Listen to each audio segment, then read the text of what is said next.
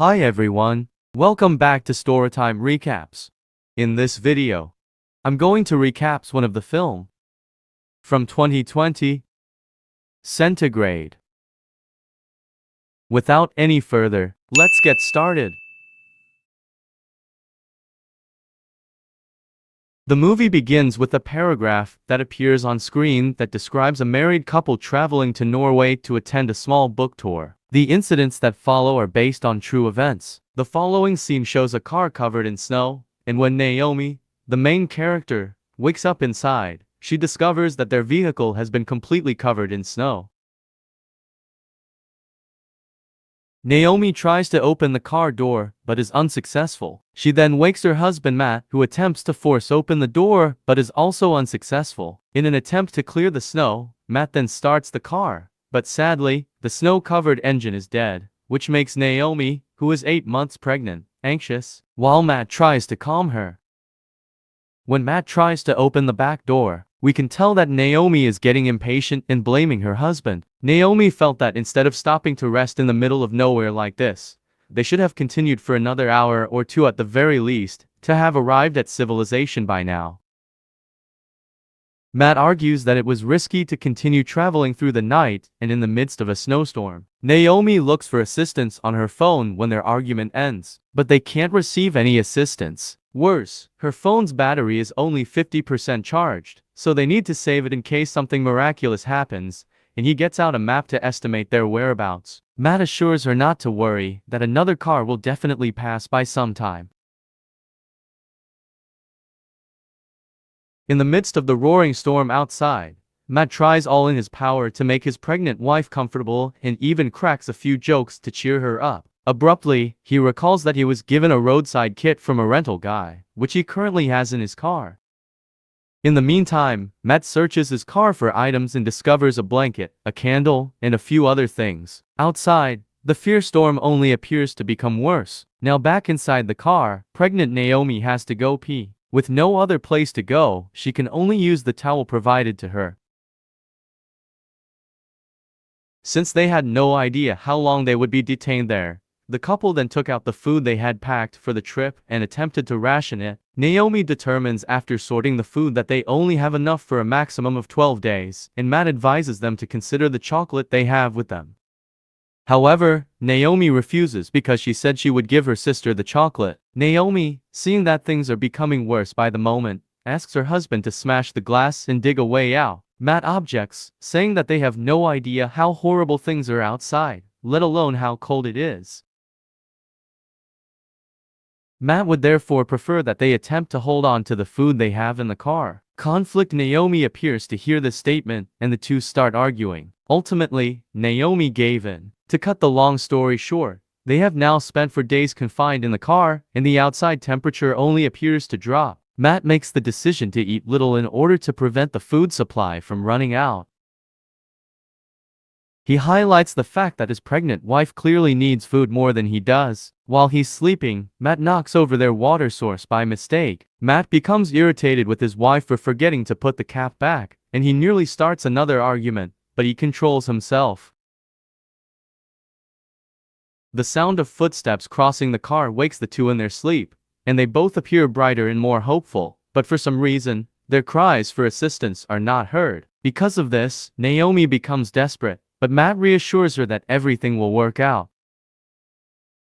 After spending a week cooped up inside the snow-covered car, Matt is trying to crack the glass on day 7 by using a candle to heat the spaces between the windows. With nothing better to do, Naomi takes her time playing with her phone. She drops it, cracking it open, and the battery falls out. When she puts her phone back together, luckily, it still functions well. When Naomi suddenly finds they have line service, she contacts her father and sobs as she rambles on about how they are stranded under a mound of snow and need help right now. Sadly, the phone dies soon after because of a low battery. Matt is a little irritated with Naomi for not telling him they have service. He says he could have given details about their precise location. On day 9, Naomi regrets that their short trip for the book tour left them in such a situation. She again encourages Matt to eat, but he still refuses, saving most of his meals for his future wife and child. Matt still refuses to shatter the car window when Naomi asks him to, since he believes that if it breaks, they won't have any more place to stay.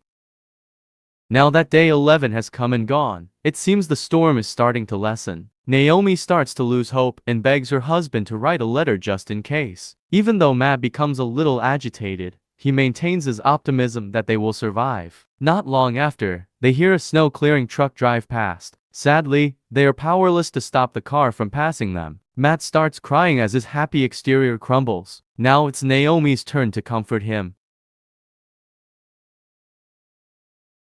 Day 15, they've been confined in the car for 2 weeks, and now that they've ran out of water, Matt is trying to get some ice from outside for them to drink. Their bodies are becoming weaker from not eating, even though they still have some food left.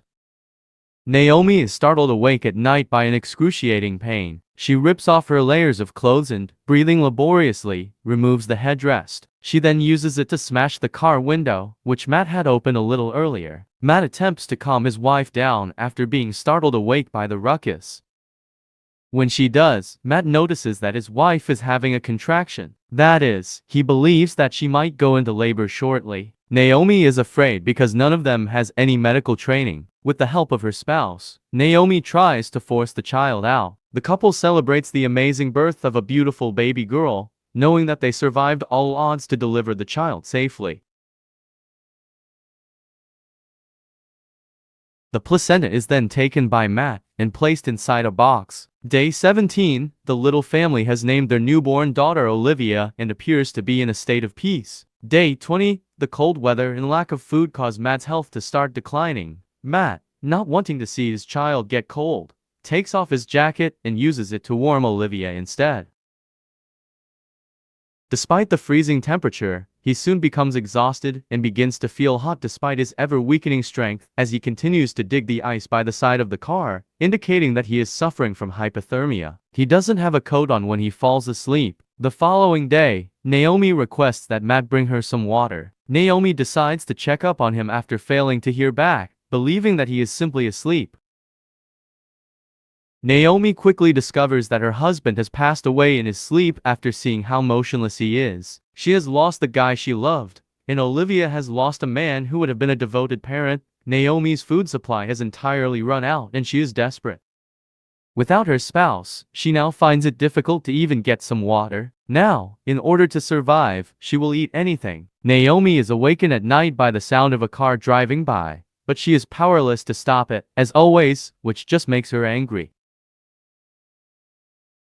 When the baby starts to cry from hunger, Naomi runs to feed her, but since she is sick and starving, no milk comes out. This makes her even more desperate, so she ends up eating her own placenta. Luckily, she is able to nurse her child once more, saving him or her from hunger for the time being.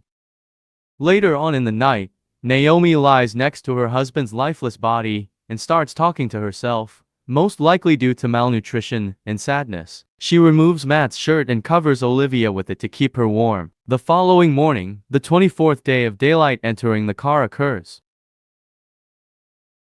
When Naomi wakes up from her sleep due to a drop of water, she sees that the ice has thinned significantly. Naomi starts digging through the thin ice without any delay. After being trapped beneath the ice for a considerable amount of time, relief fills her, and she quickly gathers what little belonging to her is left and places her baby inside a bag. Before leaving, Naomi bids her husband bye with mixed emotions. She then starts to pace aimlessly down the deserted snowy road, having no idea where she's going. Along the journey, she notices a road sign alerting her to the existence of a civilization nearby. When the sun is ready to set, Naomi walks for hours with her infant in hand, and she eventually smiles at the side of a building in front of her. The movie closes with the text stating that Naomi was brought to a nearby hospital with her baby. The specialists surmised that their ability to withstand weather conditions and retain the heat they produced was due to the igloo effect. Naomi continues to write regularly and dedicates all of her works to her late husband. Thanks for watching, and remember to turn on your notifications to watch more movie recaps like this one.